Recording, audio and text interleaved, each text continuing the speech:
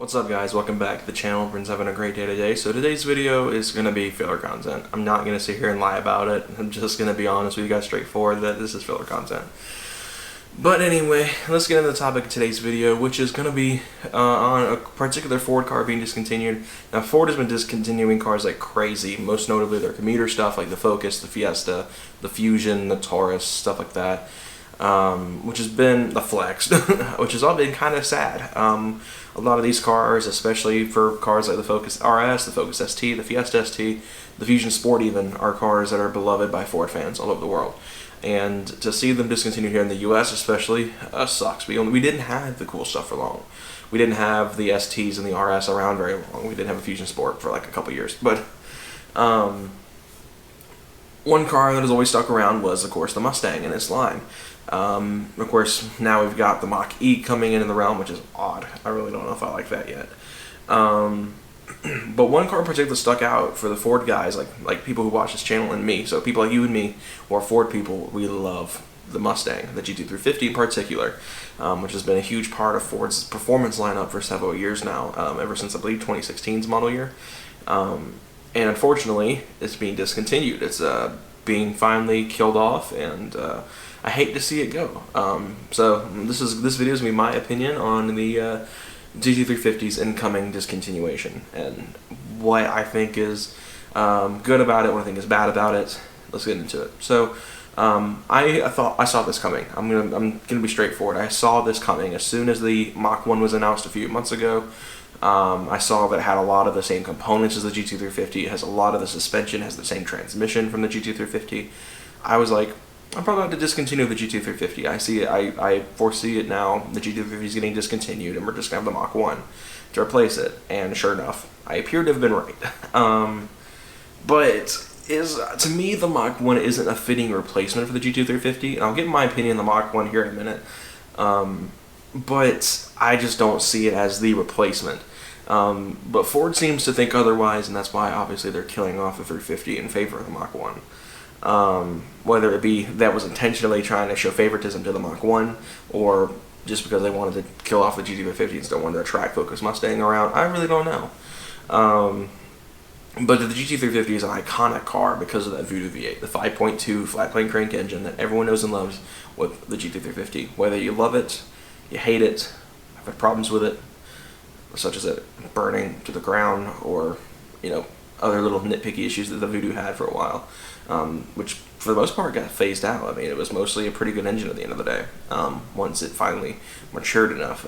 Most engines, when they're first constructing new engines, they tend to have a little bit of issues here and there. So that's why the early 2018 GTs had issues with the Gen 3 Coyotes. The Voodoos had a little bit of issues from the beginning and from the get-go, like the 2016 model year, and they were mostly solved. They seem to be mostly okay now. But at the end of the day, the Voodoo engine is so iconic. It can make tons of power reliably. It loves to rev. It's like the concept of a K20, which is one of my favorite four-cylinders, revs really high. Or even more specifically, let's take the F20C in particular. I guess let's go more particular and go the F22C, because it is a higher displacement engine that has a slightly lower red line than 9,000 RPM, but it's still a really high revving engine.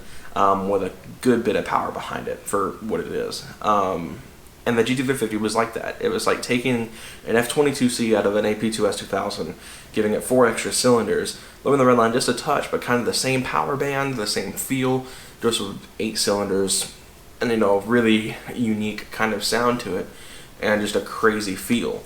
And that's what made the GT350 special. It was a very unique setup for a muscle car. If you consider the new cars muscle cars, I think the Challenger and the Charger are the only cars that should call themselves muscle cars. I think the Camaro and Mustang have graduated to the sports car class.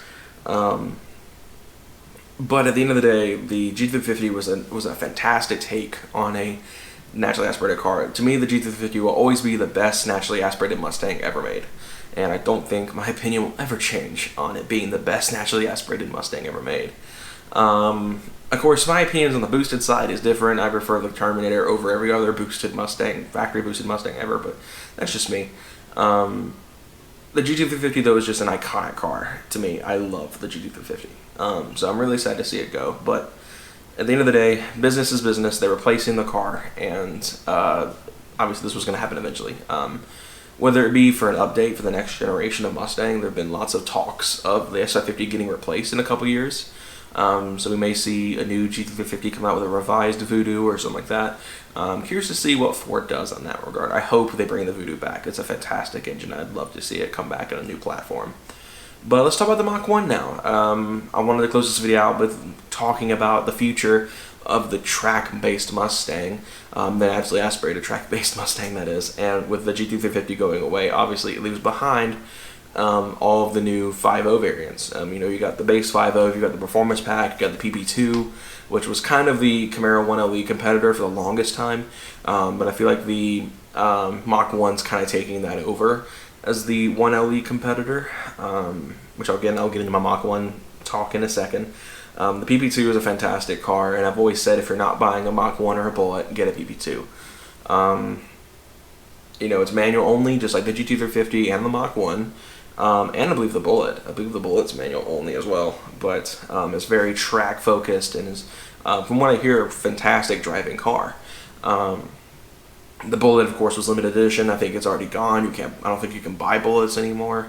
But of course, we get to the Mach 1, which really, like I said, I don't like it as a replacement for the 350, but I think it's a fantastic car for what it's going to be built for, which is to be a track-focused Mustang. I mean, it's going to take all of the good parts of the 350 and the 500, the suspension tuning, all of the nice geometry the suspension has. I believe it uses, the majority of it is GT350 and GT500, so a lot of it is from the two big boys in terms of the Mustang.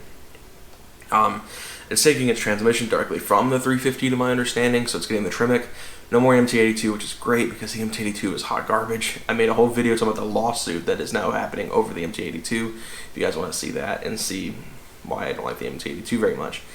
The 4D is just notoriously bad on the 2018 and ups, which is why most people are buying 10-speed Mustangs now.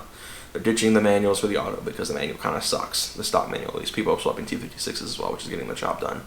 But at the end of the day, the Mach 1 is getting all the good parts about the 350, just not having the Voodoo. And that's probably the biggest part that I don't like about the Mach 1 is I feel like it's just an upscaled GT. It's getting a lot of the suspension stuff and the transmission, of course, which is already puts it ahead of the Bullet because the Bullet barely got any improvements over a GT. It got the intake, it got a couple of suspension tunings, but it wasn't like, it didn't get the 350 and the 500 suspension. It was just like, here's a GT, here's an intake, here's some suspension, bam, Bullet.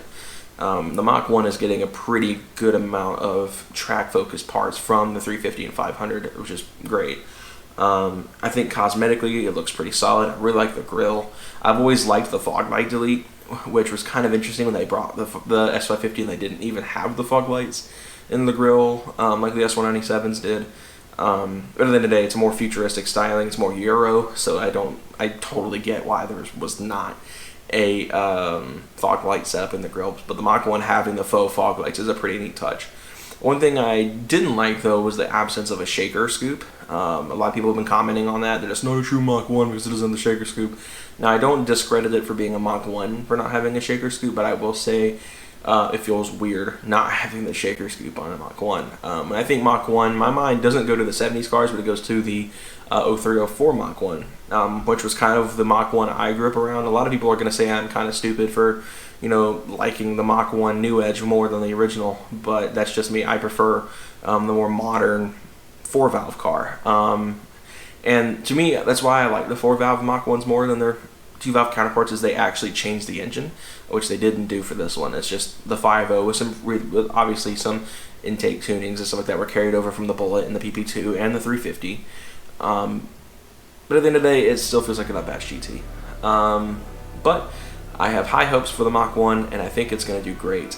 Selling-wise, it's still probably going to be a solid track car, but I hope to see some YouTube personalities eventually reviewing the car side by side with the GT350 and putting them head to head and saying which one is better.